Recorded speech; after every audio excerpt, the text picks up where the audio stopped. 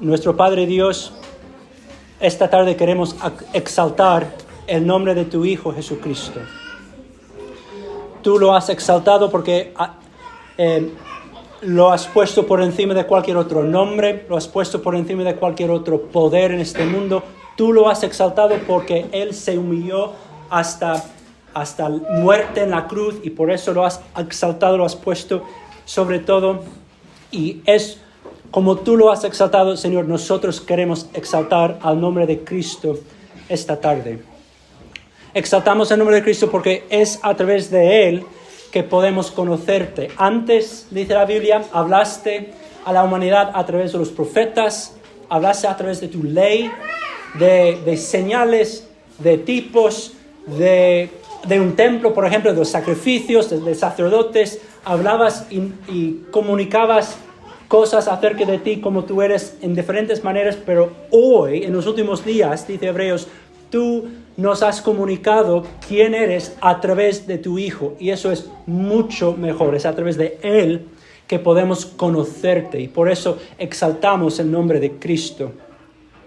Señor, te pido que nos ayudes esta tarde a ver la gloria de Cristo, a poder atesorar en nuestros corazones el valor que tiene.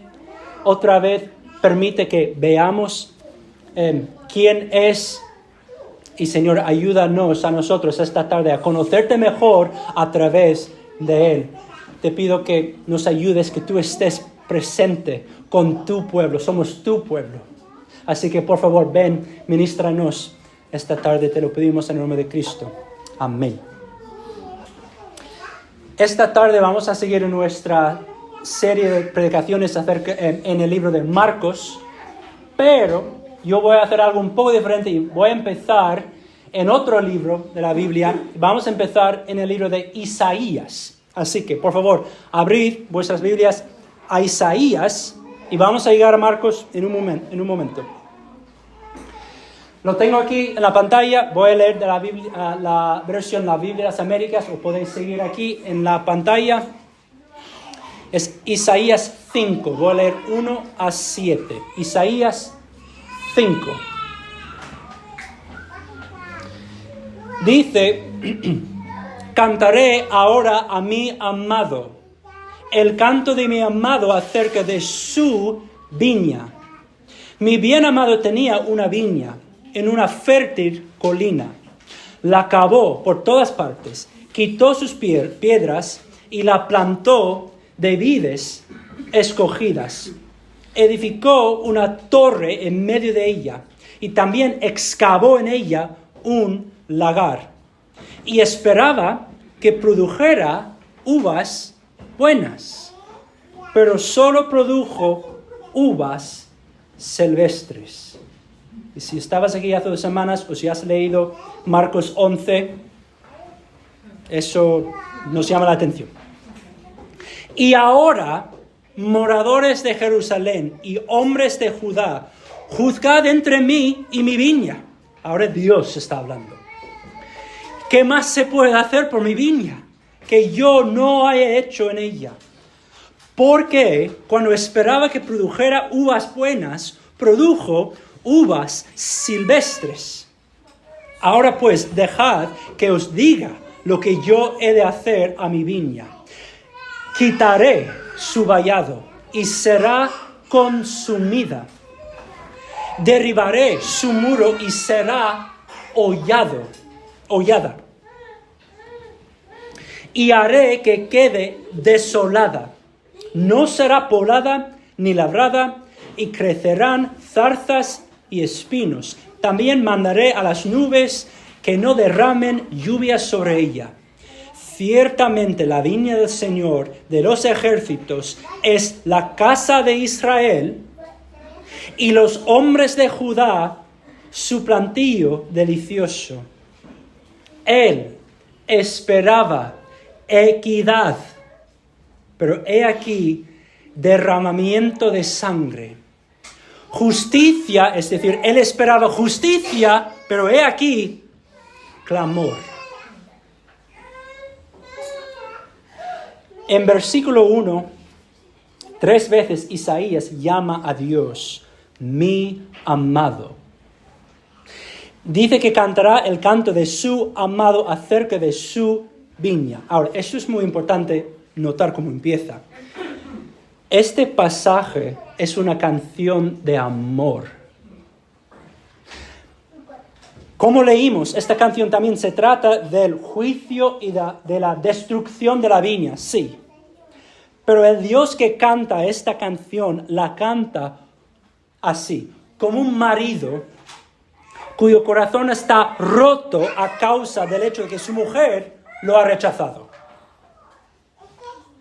Dios juzga a su pueblo, sí, pero le rompe el corazón tener que hacerlo porque ama a su pueblo tanto. Como dice en esta parábola, la viña es el pueblo de Dios.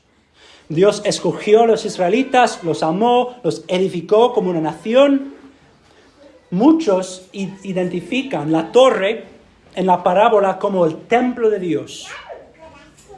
Y además identifican el lagar como el altar donde hacían los sacrificios, ¿vale?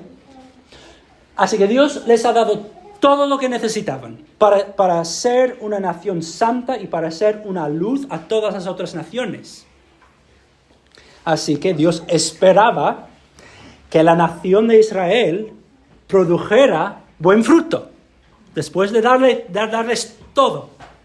Isaías menciona qué tipo de fruto Dios tenía en mente en el versículo 7.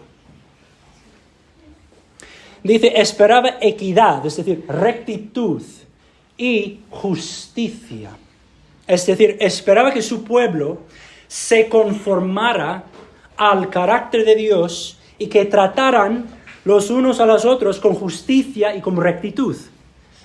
Por ejemplo, que fueran honestos los unos con los otros, que sus jueces y sus reyes juzgaran con justicia y que fueran santos como Dios es santo.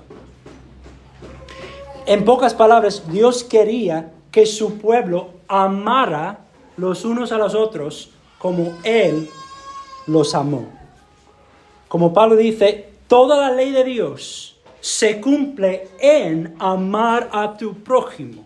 Eso es el tipo de justicia que Dios quería de su pueblo. ¿Pero encontró Dios ese fruto?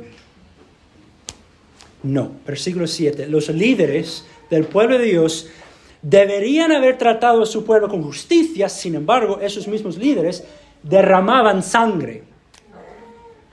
En vez de calmar los clamores del pueblo de Dios con decisiones rectas y leyes justas, los líderes y los reyes hacían que el pueblo de Dios clamara a Dios aún más por su injusticia. Así que Dios dice, juzgad entre mí y mi viña, es decir, decidme vosotros, ¿qué es justo en esta situación? ¿Qué más podría haber hecho por vosotros para que produjerais el fruto de justicia que yo buscaba? Y la respuesta, claro, es nada. Tú, Dios, no eres el problema. Nosotros somos el problema. Así que el amado, recordad, el amado Dios dice, quitaré el vallado de la viña y será consumida. Derribaré su muro y será hollada y haré que quede desolada. No será podada ni labrada, ni crecerán zarzas y espinos. También mandaré a las nubes que no derramen lluvia sobre ella.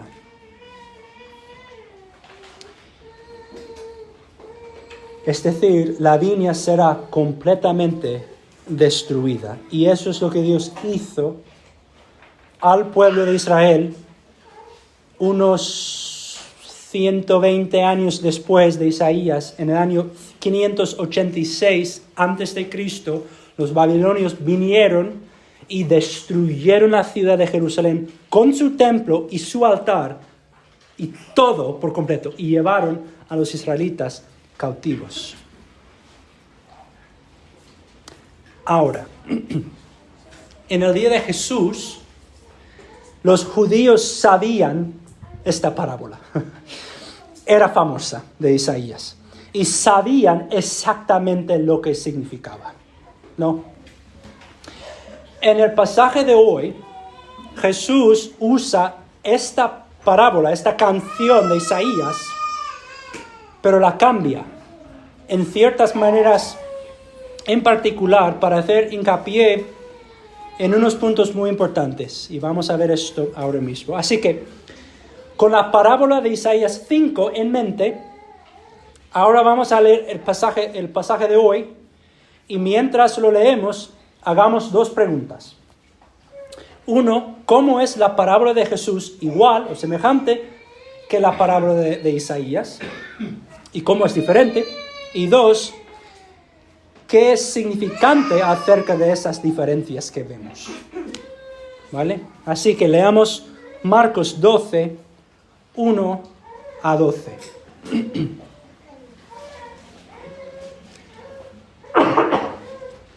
Dice: entonces Jesús comenzó a hablarles en parábolas. Un hombre plantó una viña y la cercó con un muro, cavó un estanque debajo del lagar y edificó una torre. La arrendó a labradores y se fue de viaje. Al tiempo de la vendimia, envió un siervo a los labradores para recibir de los labradores su parte de los frutos de la viña. Pero ellos, echándole mano, lo golpearon y lo enviaron con las manos vacías. De nuevo, les mandó otros siervos y a otro siervo, y a él lo hirieron en la cabeza y lo trataron vergonzosamente. Y envió a otro, y a este lo mataron. Y así con otros muchos, golpeando a unos y matando a otros. Todavía le quedaba uno, un hijo amado. Y les envió a este último, diciendo: respetarán a mi hijo. Pero aquellos labradores se dijeron entre sí: este es el heredero. Venid, matémosle, y la heredad será nuestra. Y echándole mano, lo mataron y lo arrojaron fuera de la viña. ¿Qué hará entonces el dueño de la viña? Vendrá y destruirá a los labradores y dará la viña a otros. Ni aun esta escritura habéis leído. La piedra que desecharon los constructores, esa en piedra angular se ha convertido. Esto fue hecho de parte del Señor y es maravilloso a nuestros ojos. Y procuraban prenderle, pero temían a la multitud porque comprendieron que contra ellos había dicho la parábola, y dejándole se fueron. Igual que en la parábola de Isaías, en la parábola de Jesús, alguien planta una viña con una torre y un lagar. El dueño de la viña es Dios, el pueblo de Dios es la viña. Y es muy probable también que la torre y el lagar sean una referencia al templo y altar dentro del templo.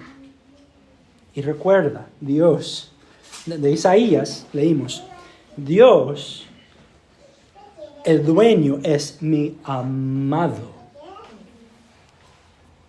En la parábola de Jesús, el dueño de la viña se va de viaje y arrienda la viña a algunos labradores. Es decir, Dios encarga específicamente a los líderes, especialmente a los sacerdotes, con el trabajo de cuidar de su pueblo y de enseñarles su palabra. Y así, claro, Dios esperaba que su pueblo produjera el fruto de justicia. En otras palabras, Dios quería que su pueblo fuera santo, como Dios es santo, y que amara los unos a los otros como Él amaba a ellos. Pero ¿qué pasa?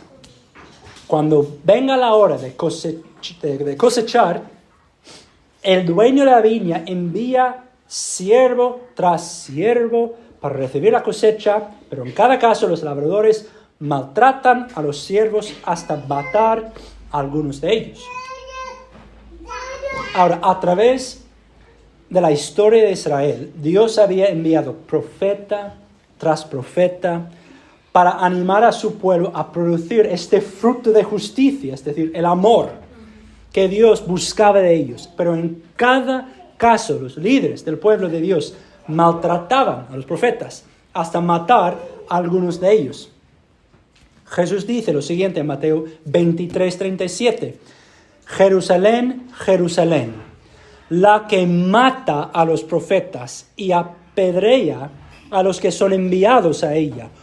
¿Cuántas veces quise juntar a tus hijos como la gallina junta sus pollitos debajo de sus alas y no quisiste?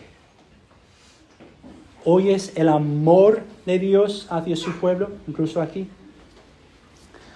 Porque seguía Dios enviándoles tantos profetas a pesar del hecho de que ellos seguían rechazando y maltratando y matando a esos mismos profetas. Porque ama a su pueblo.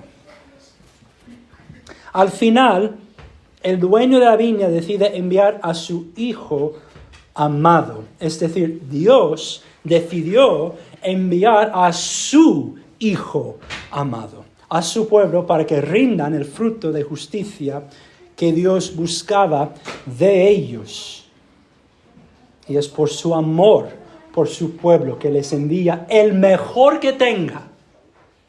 Les envía el mejor que tenga, lo más precioso, su hijo. Y no solo es su hijo, es su hijo amado. Entonces, ¿qué hacen los labradores en la parábola?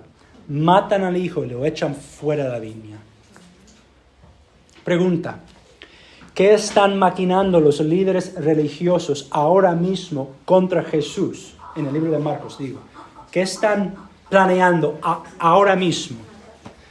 Marcos 3:6. Los fariseos enseguida comenzaron a tramar con los herodianos en contra de Jesús para ver cómo podrían destruirle. Marcos 11:18. Los principales sacerdotes y los escribas buscaban cómo destruirle. Marcos 14:1. Faltaban 2 días para Pascua y para la fiesta de los panes sin levadura, y los principales sacerdotes y los escribas buscaban cómo prenderle con engaño y matarle. ¿Y por qué querían matar a Jesús?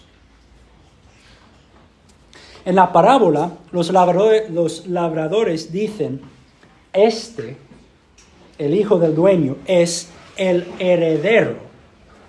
Venid, matémosle, y la heredad será nuestra. Esto me hace pensar que los labradores tenían envidia del heredero. Es decir, al final la viña le pertenece al hijo, ¿no? Él es hijo del dueño, le pertenece a él, es su viña. Está viniendo a su viña.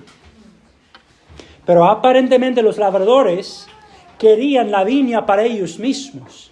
No querían ser los mayordomos de la viña. Querían ser los dueños de la viña. Envidia, yo diría.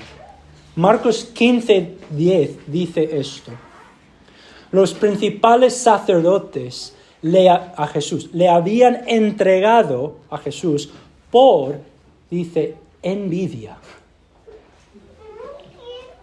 Los principales sacerdotes no se veían como mayordomos o administradores del pueblo de Dios bajo su dueño Dios. para decir nada de estar por debajo del Hijo de Dios. Eso nada. Los sacerdotes querían ser los dueños del pueblo de Dios. Querían hacer con el pueblo de Dios lo que ellos querían, no lo que quería Dios. Así que no iban a dejar que ni siquiera el Hijo de Dios arruinara los planes que ellos tenían para el pueblo de Dios. No iban a rendir ese control sobre ellos. Entonces lo quieren matar, lo tienen que quitar del medio, va a estropear todo. Es una amenaza a su poder, a su posición. Versículo 9. Entonces, ¿qué hará entonces el dueño de la viña?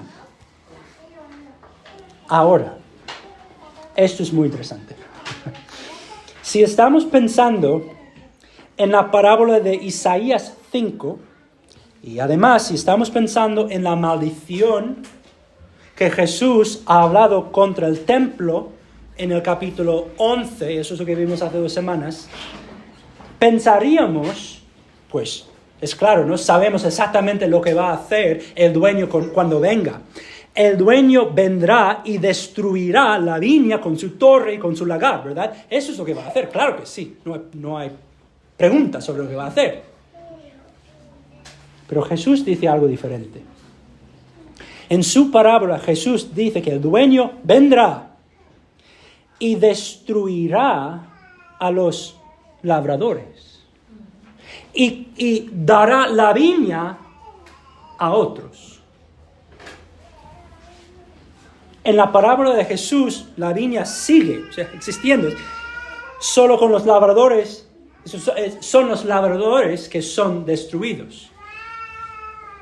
Esto nos haría pensar que el templo va a seguir existiendo, pero simplemente va a ser entregado a nuevos mayordomos. Así que, ¿cuál es? Esa es la pregunta, ¿no? ¿Será destruido el templo o será dado a nuevos mayordomos? Eso es la pregunta.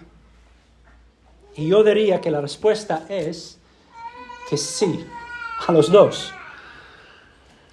Como vimos hace 2 semanas, el templo físico en Jerusalén sería destruido.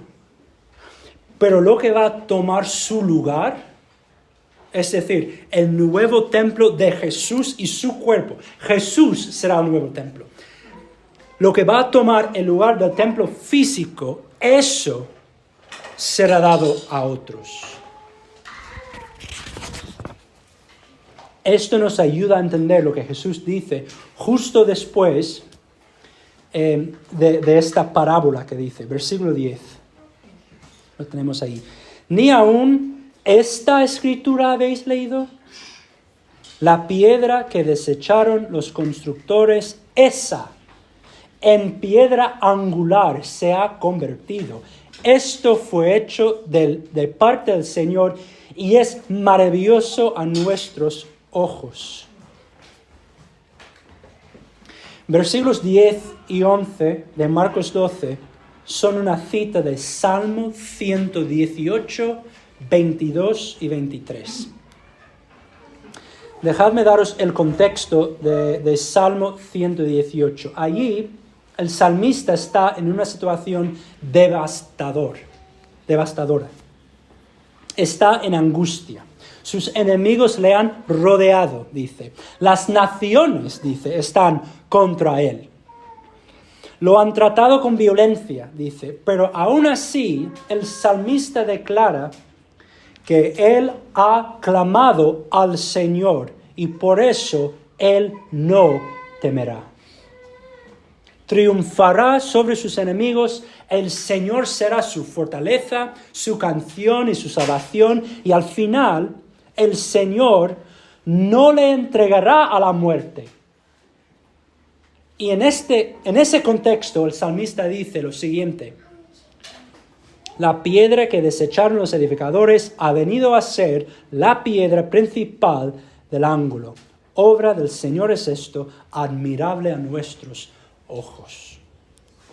Entonces, cuando Jesús cita este salmo en el contexto de Marcos 12, está diciendo que aunque los sacerdotes y los escribas y los fariseos y Herodes y Pilato y los gentiles y todas naciones tramen contra él, incluso si consiguen matarlo físicamente, él triunfará sobre sus enemigos. El Señor, su Dios, será su fortaleza, su canción y su salvación.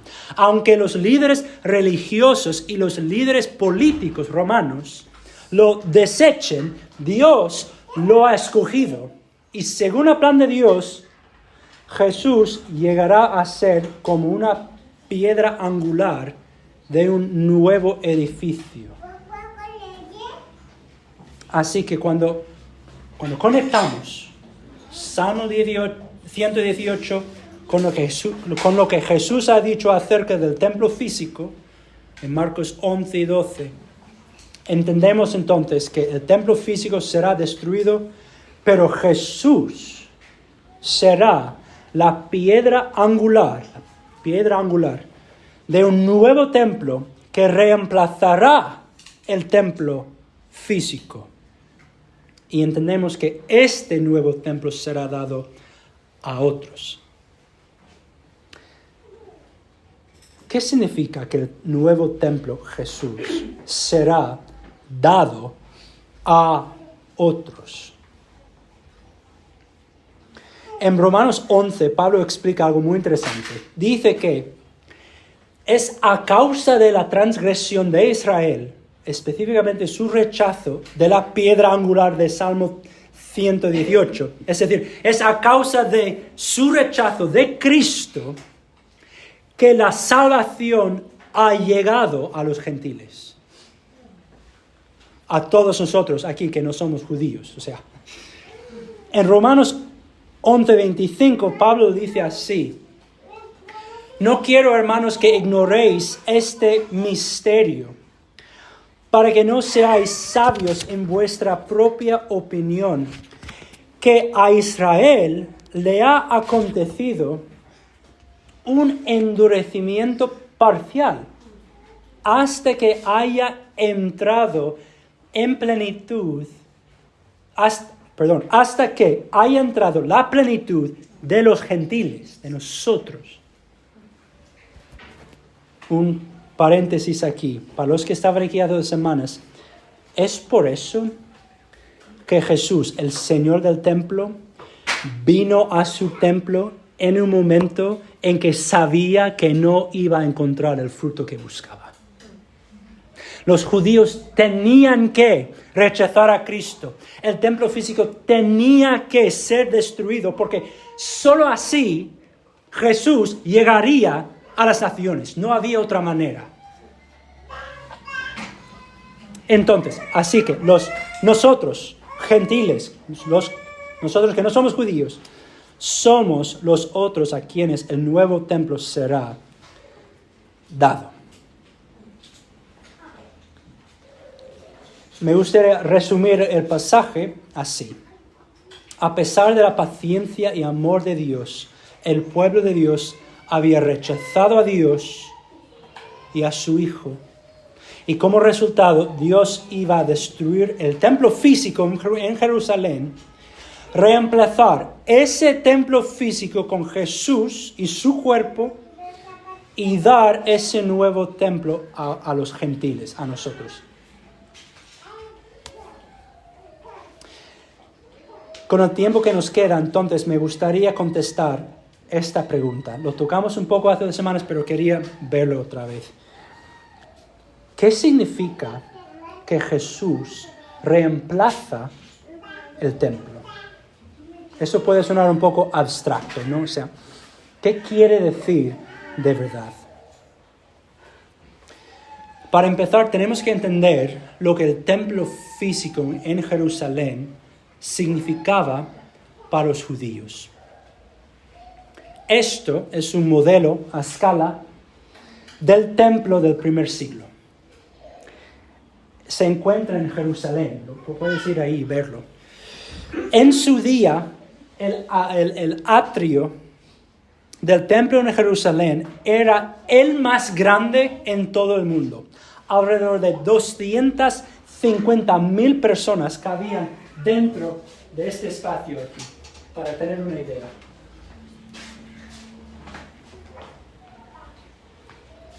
Eso es el centro. Esta puerta mide aproximadamente 20 metros de altura.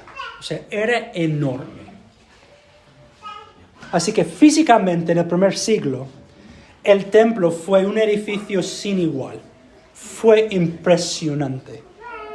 Además de ser impresionante desde un punto de vista arquitectónico, también era importantísimo, claro, desde un punto de vista religioso. Para empezar, el templo es el lugar donde mora la presencia de Dios. A través del Antiguo Testamento, una manera de referirse al templo es llamarlo la casa de Dios. En toda la tierra, esto era el sitio donde Dios manifestaba su presencia. Sabemos que Dios está en todas partes, claro, es omnipresente, como decimos, pero es un lugar que Dios hizo especial para manifestar su presencia, su gloria. Fue aquí. Claro, entonces, si quieres acercarte a Dios, vas al templo. Y si es así, si quieres tener comunión con Dios, también vas al templo. También el templo era el sitio donde los sacerdotes ofrecían los sacrificios para el perdón de los pecados. El altar estaba ubicado justo detrás de esta pared aquí, y allí era enorme, quemaban los sacrificios ahí encima del altar. Es decir, si quieres ofrecer un sacrificio para que Dios perdone tus pecados, ¿a dónde vas? Al templo. Vas ahí al templo. También el templo era el centro de las oraciones de Israel. Por ejemplo, el rey Salomón oró así, cuando él dedicó el primer templo. Él oró así. Le dijo a Dios: escucha la súplica de tu siervo, de tu pueblo Israel, cuando oren hacia este lugar. Pues por supuesto, si el templo es el sitio donde se encuentra la presencia de Dios, es natural también que cuando oras, tú miras en la dirección donde está el templo. Así que cuando decimos que Jesús reemplaza todo esto, ¿qué queremos decir? Eso es lo que queremos decir. Algunas cosas. Número 1. Jesús es más glorioso que el templo físico que existía en el primer siglo. ¿Lo creemos? Ese edificio fue increíble. ¿Te imaginas viéndolo en el primer siglo? Jesús es más glorioso que ese edificio.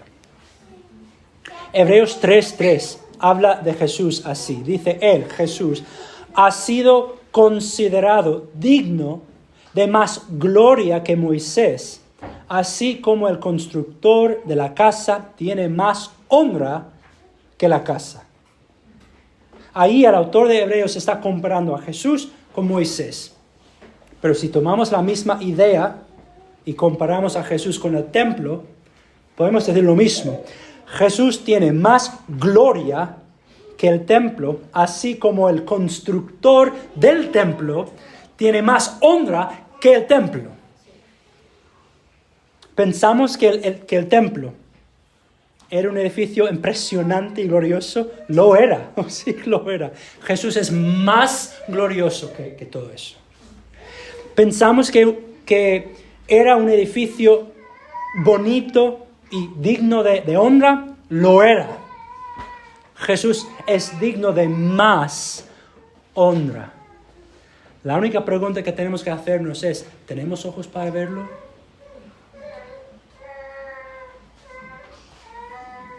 Segundo, Cuando decimos que Jesús reemplaza el templo, queremos decir que ahora Él es el lugar donde Dios vive, donde Él mora, donde Él está.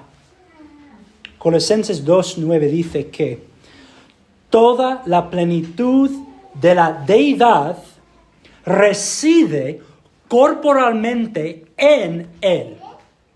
Es decir, todo lo que Dios es ahora reside en la persona, en el cuerpo de Jesucristo. En términos teológicos, toda la naturaleza divina se encuentra en la persona de Jesucristo. Así que ahora, claro, si quieres acercarte a Dios, ¿a dónde vas? No vas a un sitio físico, vas a una persona, el Señor Jesucristo. No encontrarás la presencia de Dios en un edificio, en un templo, en un sitio sagrado, supuestamente. Encontrarás la presencia plena de Dios en una persona, y esa persona se llama Jesús. Y la presencia de Dios que encontraremos en la persona de Jesús es mayor y mejor que la presencia de Dios que los judíos experimentaban en su templo físico. Antes la presencia de Dios moraba en piedras físicas frías, ¿no? Ahora la presencia de Dios mora en un cuerpo, en el cuerpo vivo de Jesús. Número 3. Como la presencia de Dios habita en la persona de Jesucristo, si queremos conocer a Dios, ahora no vamos a un templo, sino vamos a una persona. Y así conocemos a Dios. Y claro, es mucho mejor conocer a Dios a través de un cuerpo vivo que a través de piedras frías.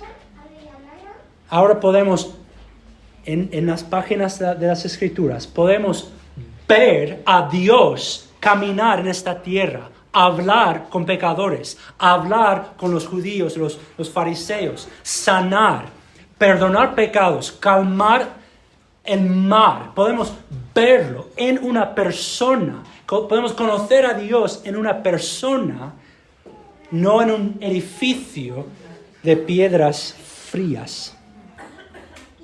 Y eso es precisamente lo que Jesús vino a hacer. Vino a revelar quién es Dios. Conocemos a Dios a través de la persona de Jesús. Juan 1:18 dice, nadie ha visto jamás a Dios.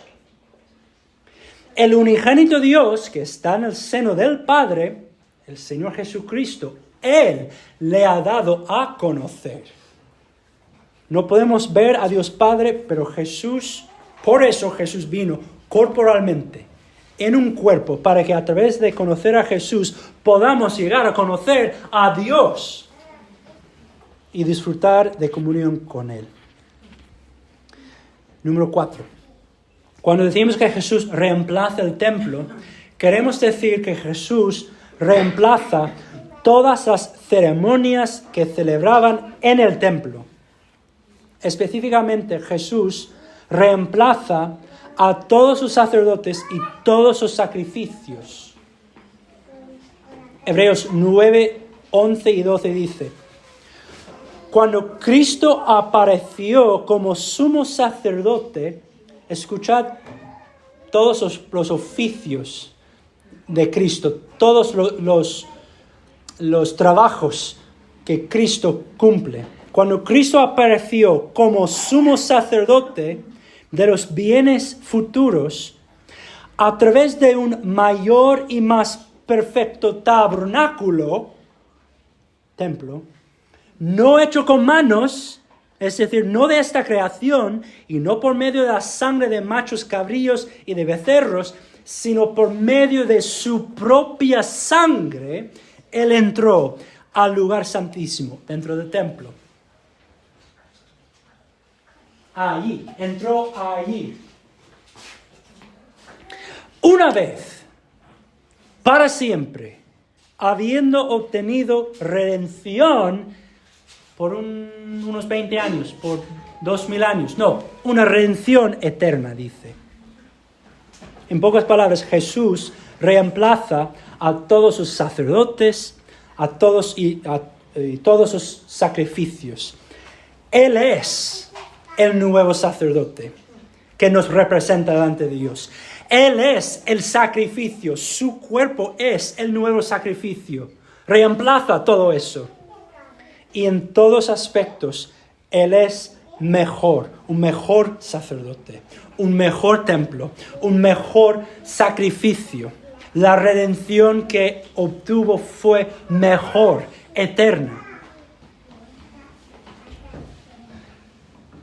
Y quinto, cuando decimos que Jesús reemplaza el templo, queremos decir que cuando oramos a Dios, ahora no miramos hacia un templo físico, sino miramos hacia Jesús. ¿Qué quiero decir? ¿Cómo terminamos casi cada oración? En el nombre de Cristo, amén, ¿verdad? Decimos eso. ¿Por qué decimos eso? Para explicarlo bien, yo necesitaría un sermón entero. Pero para nosotros hoy, yo voy a enfocar nuestra atención en un aspecto muy importante de lo que significa orar en el nombre de Jesús. Jeremías 7 hace referencia al hecho de que los judíos en su día pensaban que tenían el derecho de orar a Dios a causa del templo físico. Como ellos tenían ese edificio en sí, fue como un talismán. Como tenían el templo en Jerusalén, ellos tenían el derecho de orar a Dios. Y ni siquiera la justicia de Dios podía hablar en contra de esa protección del templo. Hoy en día, ¿qué me da a mí el derecho de poder ponerme delante del Creador del universo y pedir que conteste mis oraciones? Solo Cristo. Entonces, cuando yo oro en el nombre de Cristo, amén, estoy diciendo a Dios, Dios y Padre, solo soy capaz de orarte ahora mismo a causa de lo que Cristo ha hecho por mí. Yo no vengo en mi nombre, solo me atrevo a acercarme a ti en su nombre, porque Él me ha dado la autoridad de poder venir. Eso es lo que significa, una cosa que significa orar en el nombre de Cristo. Ahora, si lo dejáramos allí, el hecho de que Cristo reemplace el templo sería algo increíble. Yo no lamento la destrucción de ese edificio, ese templo de Jerusalén en el año 70, porque lo que tenemos ahora es infinitamente mejor. Tenemos que sentir eso. Pero si lo puedes creer, hay más. Lo mencioné hace 2 semanas. Quiero repetir y expandir lo que dije. Cristo dijo en Marcos 12:11, la piedra que desecharon los constructores, esa en piedra angular se ha convertido. La piedra angular de un nuevo templo que va a reemplazar el viejo templo. Vale. Una pregunta para empezar. ¿Qué es una piedra angular? Hay un poco de debate acerca de este término en el original. Pero la interpretación tradicional es que la frase traducida como piedra angular se refiere a la primera piedra que pones en el fundamento de un edificio hecho de piedras. Esa piedra determina la orientación de todo el edificio. Todas las otras piedras son alineadas según la colocación de la piedra angular. Jesús es la piedra angular. Ahora, ¿Sabes cómo la Biblia describe a nosotros como creyentes en Jesús? La primera de Pedro 2:5 nos llama piedras vivas. Dice que juntos con la piedra angular estamos siendo edificados, dice, como casa, templo espiritual. ¿Entendemos la imagen? Cristo es la piedra angular, la primera. Todos nosotros estamos siendo añadidos al lado de Él, al mismo edificio. Es un solo edificio para construir este nuevo templo de Dios. Es decir, este nuevo templo incluye a nosotros. Somos parte de ese nuevo templo. Ahora, si eso es verdad, considera lo siguiente, 2 cosas para terminar. 1, la presencia de Dios está en nosotros. Cristo es la piedra angular. Todos nosotros que creemos en Él somos piedras vivas. ¿Qué significa eso? Cuando nos reunimos aquí, creamos un templo pequeño donde mora la presencia de Dios. En miniatura, sí, pero aún así es una realidad. Es lo que somos. Somos eso. Por eso Jesús dijo, donde están 2 o 3 reunidos en mi nombre, allí estoy yo en medio de ellos. Eso es cierto en cuanto a reuniones grandes así, y es cierto también en cuanto a reuniones de 2 o 3. Por ejemplo, esta semana pasada quedé con Virgilio. ¿Sabes qué pasó cuando quedamos? Nosotros transformamos una mesa en el patio de un bar en un lugar sagrado donde estaba la gloria del Creador del universo. ¿Cómo lo decimos? Virgilio es una piedra del templo de Dios. Yo soy una piedra del templo de Dios. Creamos un mini templo en ese bar con 3 piedras. Cristo, la piedra angular, yo, Virgilio. Dios estaba en ese sitio, en ese bar. El Creador de Dios estaba con nosotros. ¿Tenemos ojos para verlo? Esa es la pregunta. Y 2, esto significa que al experimentar comunión con otros cristianos, estamos experimentando comunión con Dios. Es la misma comunión. Y al separarnos de comunión con otros cristianos, estamos separándonos de comunión con Dios. Juan lo dijo así, en la primera de Juan 1:3. Él dice, lo que hemos visto y oído, a vosotros, tanto en su día como nosotros en nuestro día, lo que hemos visto y oído, os proclamamos también a vosotros, para que también vosotros tengáis comunión con nosotros, dice.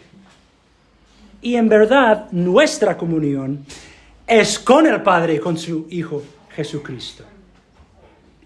Juan dice, yo quiero que vosotros tengáis comunión con nosotros, con los apóstoles, con los primeros 12. Yo quiero que entréis en esa comunión. ¿Por qué quiere eso? Porque al entrar en comunión con ellos, con los apóstoles, tienes la misma comunión con Dios que ellos tienen. Y funciona igual hoy. La tarde que yo quedé con Virgilio, al tener comunión con él, en ese mismo momento estaba experimentando comunión con Cristo. Así funciona. Al tener comunión con el cuerpo de Cristo, para cambiar la imagen, al tener comunión con el cuerpo de Cristo, yo tengo comunión con la cabeza también. Porque es Cristo que está. Es su cuerpo, es un cuerpo. Y lo opuesto también es verdad. Mientras más me alejo de mis hermanos en Cristo, más me alejo de la comunión con Cristo. Especialmente en nuestro día hoy, en culturas tan individualistas, tan aisladas, es muy fácil pensar, la única cosa que yo necesito es mi Biblia y yo puedo estar solo, sin nadie más. Yo no necesito a nadie más. Yo necesito a mi Biblia y a Dios y ya está. No. Dios no lo ha diseñado así. Si eres un creyente, si crees en Jesús, eres una piedra. Eres solo una piedra, no eres el templo entero. Eres una piedra, pero necesitas a las otras piedras también. Nos necesitamos los unos a los otros, porque es cuando venimos juntos que creamos el templo con Jesús. Y eso es lo que hacemos ahora mismo. Durante los estudios bíblicos, durante la semana.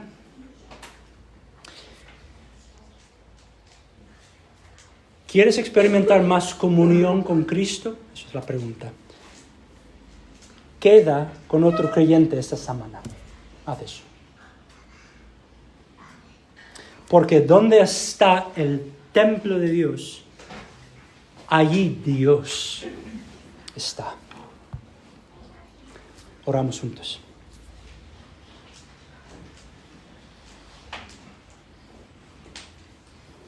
Padre en los cielos, ¿qué podemos decir delante de estas verdades tan maravillosas? Uno, que tu Hijo bajó desde el cielo, ha revelado quién eres, nos ha permitido conocerte, murió por nosotros, se resucitó, creó con él un nuevo templo, que significa todo lo que hemos hablado hoy. Y si eso no fuera suficiente, nos ha incluido en ese templo para ser piedras vivas donde tu presencia mora, vive. Señor, te damos gracias porque es pura gracia que nos permite decir eso, Señor. Y admitimos, Señor, que no valoramos a Cristo como deberíamos.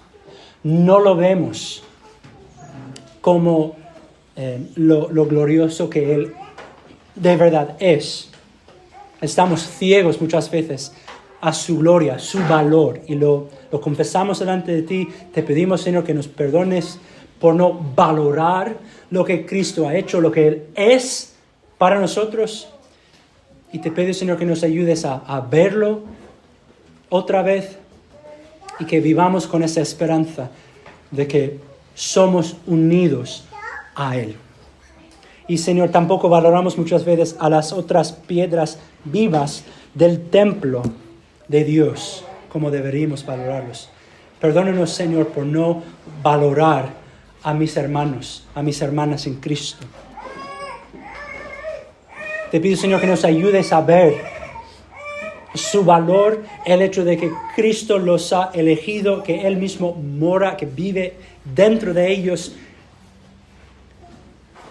Y ayúdanos, Señor, a recapturar un poco de la maravilla que es ser un hijo de Dios. Y te lo pedimos en el nombre de Cristo. Amén.